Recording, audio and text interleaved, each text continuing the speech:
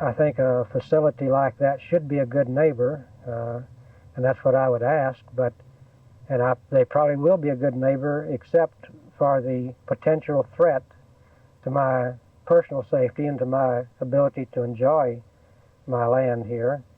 Should there be an accident, I could well imagine that I might be denied the use of this area,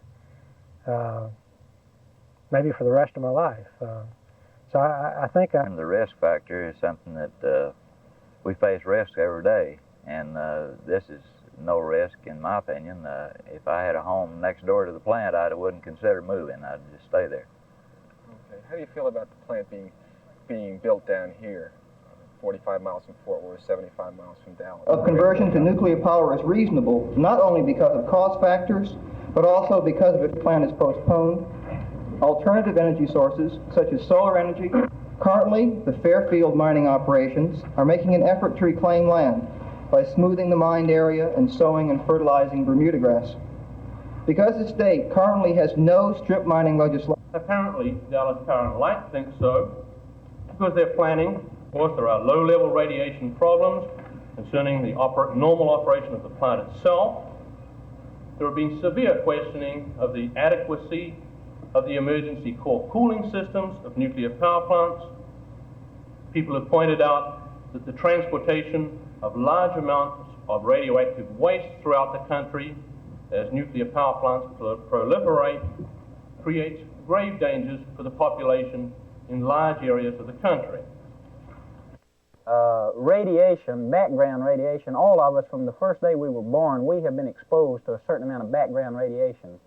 We have very carefully measured radioactivity in that area, so we know exactly how much is there today and has been there for 1,000,000 years, if you want to put it that way. The amount of radioactivity that will come from this power plant's operation is about 1/100th of the background radiation that's there right now and has always been there, that all of the people have been exposed.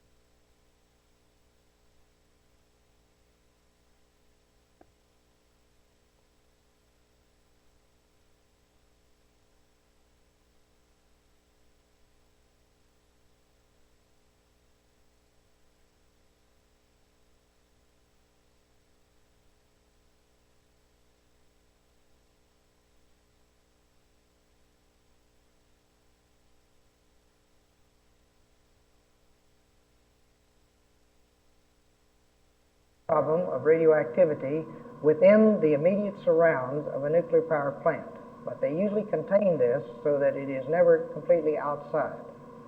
But a whole, shall we say, almost hundreds of accidents in all of these different reactors. None of them have operated with the same. Their finding is that their procedures do not always work. And there's already one reactor in record which was for 2 hours with completely out of control. The signals which were being given to the instruments were fooling them as to the actual cause of the problem, and the actual reactor was not under the control of man, but under the control of instruments which were simply transferring command from one to another for a period of 2 hours. This was listed as a... It's in the world could go into this plant and deliberately try to make it behave like a bomb, and they could not, because the nuclear fuel that's used in an atomic power plant is of such dilute quality that it cannot explode or behave like a bomb. You cannot have a runaway chain reaction. It's totally impossible. So people who are working... Power plants that are built, there are a series of safety factors, safety features built into these plants, one after another, to such an extent that there's virtually no possibility for all of these safety features to fail simultaneously. One or the other, or several of them, will operate to cause the plant to shut down if there is a problem. Before you get away, could I ask a question, Mayor? I'd like... In a debate,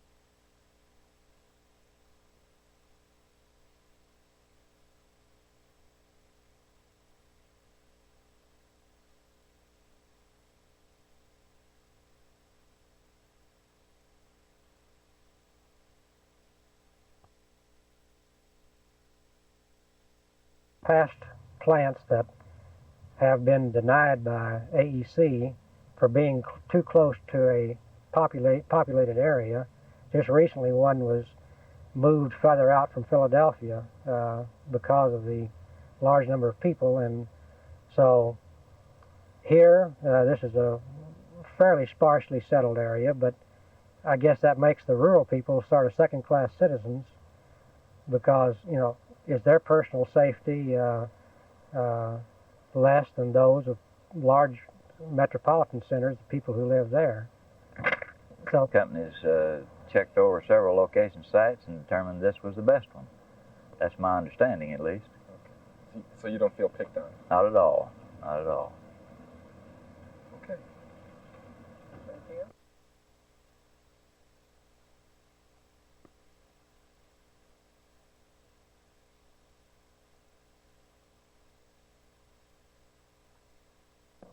Waste stored in this area. All of this is shipped out of here back to the Atomic Energy Commission grounds where they take care of this. And I think here, using fuel, they are creating a tremendous amount of radioactive waste material, both solid and liquid. Now, this is being transported and stored in 4 different depositories in the United States.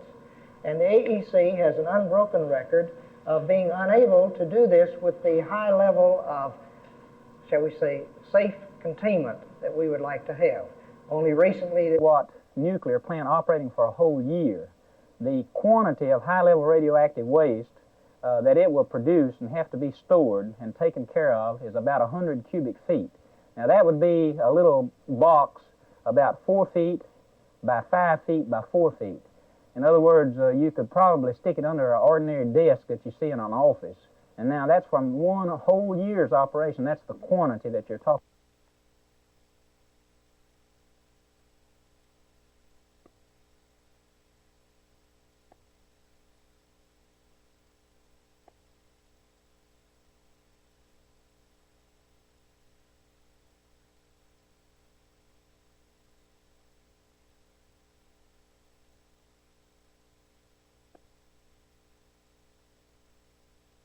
Delayed, and it's not unusual for nuclear power plants especially to be delayed because of the intense scrutiny by the AEC that they'll delay it at the drop of a hat if there's any question about safety. So it's planning agency such as the AEC, which is both the promoter and the regulator of a technology such as nuclear energy. When you take a plant like the Comanche Peak plant, the regulatory arm should, at the suspicion of any problem, should shut it down, whereas the promotional arm would say, let's keep it going because it's an admission of a weakness. So I'm not sure that they will always act in the best interest of the public, and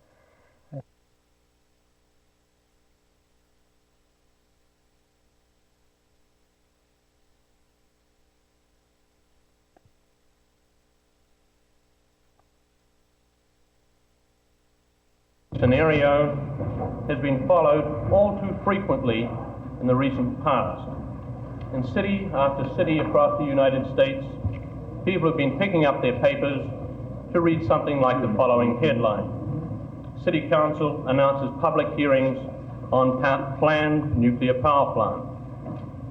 Unfortunately, most of the important decisions have already been made, and made without public discussion before this sort of announcement appears. I would be less than honest with you if I did not say that I feel these hearings today could be an exercise in futility with respect to whether or not Dallas Power and Light gets authority to invest in the particular nuclear power plant at Glen Rose. I've come to adequate public input. Let me put it this way. As long ago as 2 years, and I think I was even on Channel 13 about 2 years ago for the first time talking about this nuclear power plant, we started keeping records at that time, just our company and the other companies involved here, in terms of how much public notice has been given. And As of today, the figures run up into the millions, and when I say millions, I'm speaking here where we've had newspaper articles, where we have appeared on television shows. We've gotten their log or got them to tell us what their audience was in that particular time segment, radio shows. There have been ads run in all types of media. The atomic energy... Well, nearly all the land for the plant has already been purchased. A conditional contract has already been entered into with Westinghouse to supply the 2 reactors and the initial fuel load. A similar contract already been arranged with Alice Chalmers for the turbines for the plant. An optional contract has been negotiated with Exxon for refueling the nuclear power plants. Engineering design, I understand, is going to be provided by Gibson Hill. The earthwork for the dam and associated earthworks is to be carried out by Freese & Nichols. Billy Brown and Root have been selected to do the construction. And the list of decisions that have been made goes on and on and on. And only... The Commission has placed ads telling people all through this area that this plant is, there are plans to build this, that they're going to conduct hearings, and that if anybody has any interest in it whatsoever, if they want to file as a bona fide intervenor or make limited appearances at the hearings, all of this has been done. So I think that people who come out now and make the accusation that there has been no public notice, I think that they just more or less have had their head in the sand, I'll put it that way, and haven't been keeping up with it. Either that or they just have become interested in nuclear power in the last 2 weeks, and they want to make out as though nobody's ever let anybody know about this. Okay. How about the risk factor? There are 3 problems.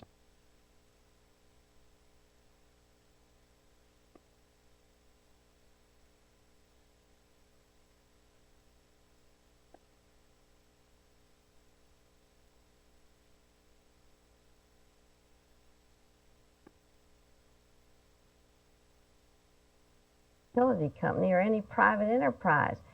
They try and create demand. And I think when we're trying to create too much demand for power and utility services, we're asking for Dallas to grow at an abnormal rate. I would like... Just so we can sell more electric power, no, not at all. We, in the Dallas community, we certainly are anxious to see Dallas continue to be a progressive city. And we've always been for Dallas being a front runner as far as this area of the country is concerned. And the only thing I do see is that maybe we don't see as many ads saying use power. But I don't know for a fact that they have recognized the fact that we have to modify growth and usage of power.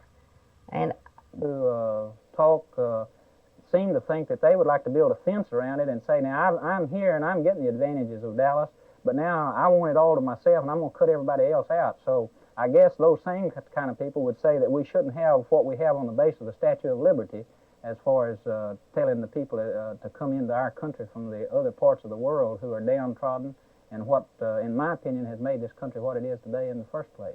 So you're saying that they're involved in most with most of the groups that promote commerce and industry in our town. Mr. Turner is president of the Dallas Citizens Council coming up. Mr. Austin just recently wrote a letter to the Morning News complimenting them on their backing of the Trinity Canal proposal.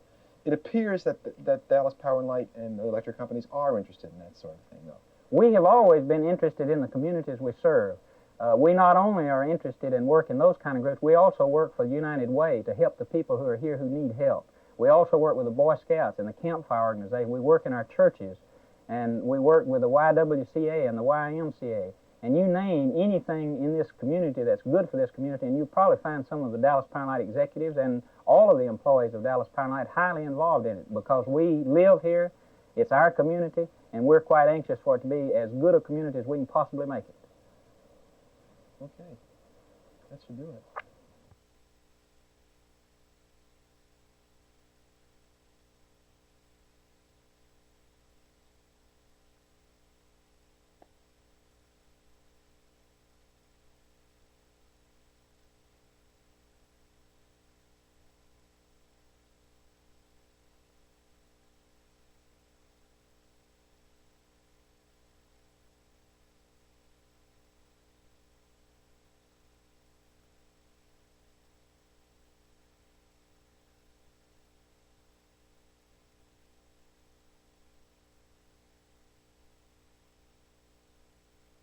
risk.